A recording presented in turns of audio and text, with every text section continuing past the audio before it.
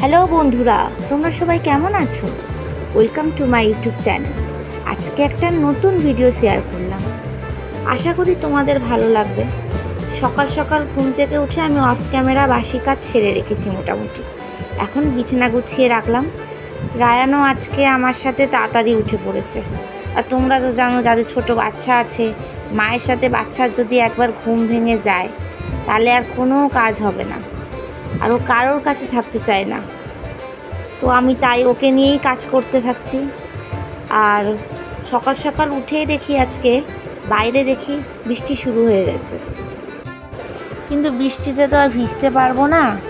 দূর থেকেই দেখি বৃষ্টিতে ভিজতে কার না ভালো লাগে বলো? আমাদের সবারই মোটামুটি, খুবই কম জনের বৃষ্টি ভালো লাগে না, কিন্তু প্রায় সবারই, অর্ধেক মানুষেরই বৃষ্টি ভালো লাগে। তো তোমাদের কার কার বৃষ্টি ভালো লাগে তোমরা প্লিজ কমেন্টে জানাতে ভুলো না কিন্তু আমায়।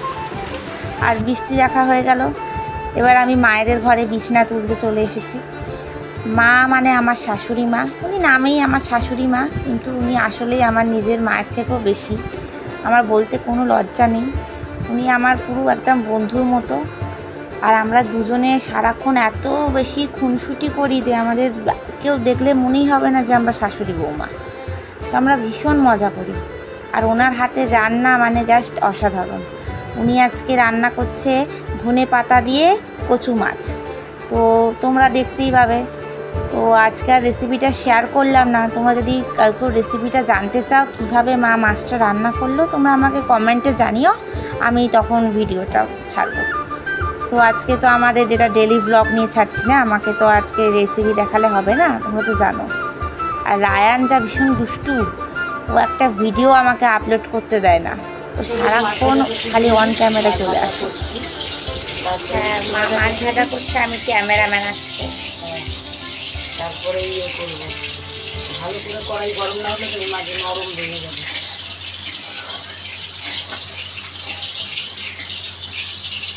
আর একটু হবে গরম, ওটাও হবে।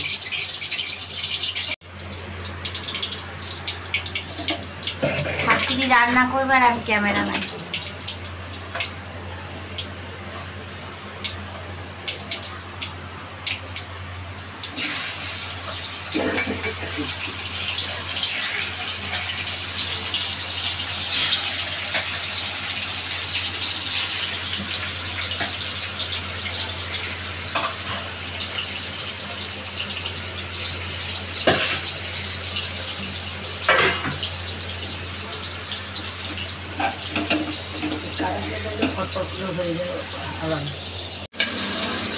এখানে বড় ভোলা মাছ আছে, ভেটকি ভোলা।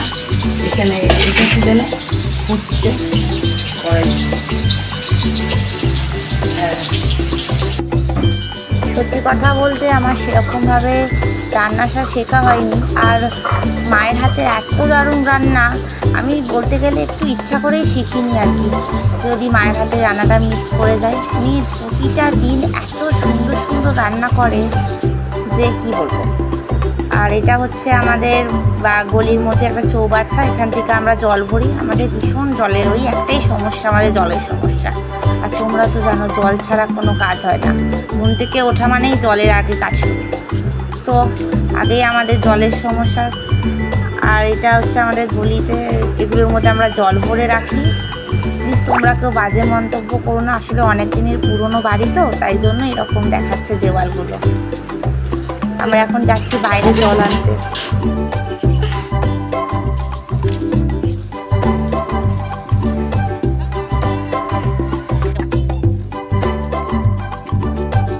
আমার সাথে আমার একটা দিদি ভাইও আছে, জল আনতে আসে আমার সাথে রোজ। এত লজ্জা পায় ও, অন ক্যামেরা তো আসবেই না কোনোদিন, আমি জানি।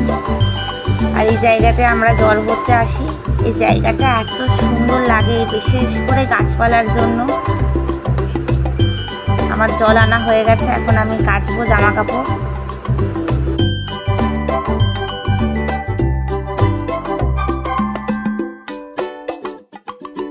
এই বৃষ্টির মধ্যে 50 বার জামা কাপড় মেলা আর তোলা, এটা হচ্ছে সব থেকে বড় ঝামেলার কাজ। একবার বৃষ্টি হচ্ছে, একবার রোদ্দুর দিচ্ছে, তার মধ্যেও অসহ্যকর গরম।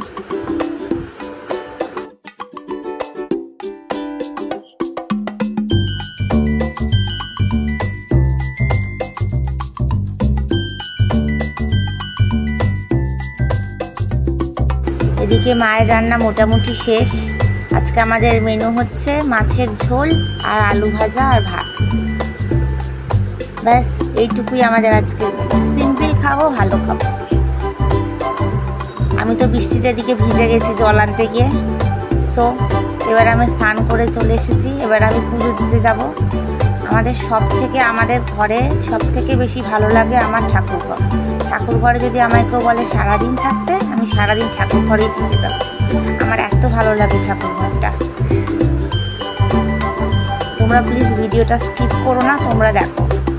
আশা করি তোমাদের ভালো লাগবে। আমি অনেক কষ্ট করে এডিটিং নিজেই ক্যামেরা করি, নিজেই এডিট করি, নিজেই ভিডিও ছাড়ি।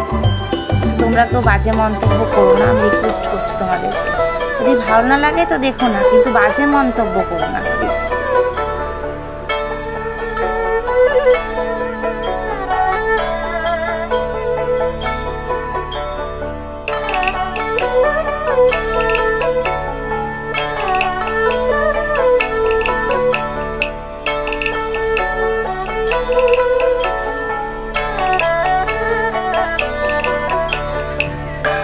পুজো দেওয়ার পরে আমরা একটু খাওয়া দাওয়া করে ঘুমিয়ে পড়েছিলাম। এখন সন্ধেবেলা হয়ে গেছে। এই সন্ধেবেলা আকাশটা এত সুন্দর লাগছে, আমি জাস্ট ক্যাপচার করে দিয়েছি। এই সন্ধেবেলা আমার একটু চা না খেলে একটু মেজাজটা কেমন খিটে লাগে। একটু চা না খেলে হয় বলো বন্ধুরা? সন্ধেবেলা চা খাওয়ার মজাই আলাদা। আর রায়ানের একটু শরীরটা ভালো নেই, তাই ভাবছি ওকে নিয়ে একটুখানি ফুচকা খেতেই যাবো বাইরে।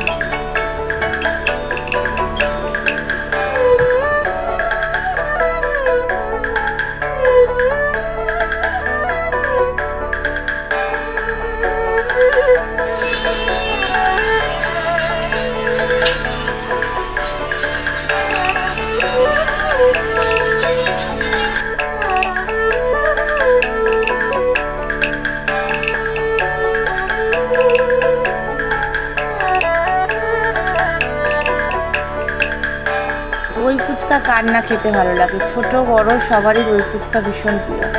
আমার তো ভীষণ ভালো লাগে দই ফুচকা। তোমাদের কার কার দই ফুচকা খেতে একদম জিভে জল এসে যায়?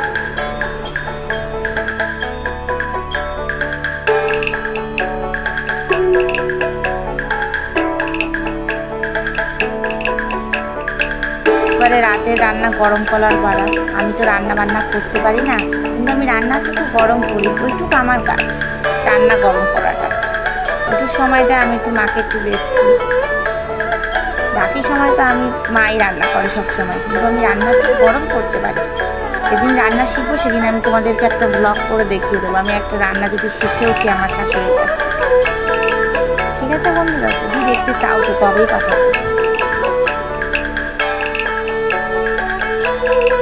অল্প অল্প আমি রুটি করা শিখেছি, তা আমি রুটি বেলতে পারি না। রুটি আমার কোনোদিনও গোল হয় না, এটা মা বেলে দিয়েছে। আমি যা রুটিটাকে ভাজি, যদি না ফোলে তাহলে আমার কিছু বলার নেই। ভাগ্যক্রমে আমার রুটি একটু ফুলেও যায়। শুধু একদিকে রুটি হচ্ছে, একদিকে আমি ভাতটা বসিয়ে দিয়েছি। আর রাত্রিবেলা একটু হালকা একটু আলু ভাজা করে নিয়েছি। আমি অল্প অল্প রান্না পারি, ডাল আলু ভাজা ভাত আমি এসব পারি, বেশি ভারী খাবার আমি পারি না। সত্যি কথা বন্ধুরা, আমার বলতে একদম লজ্জা নেই। বাকি অন্য কাজ তো আমি করে দেবো, রান্না আমি পারি না। সো টাটা বন্ধুরা, গুড নাইট, সবাই ভালো থেকো, টাটা।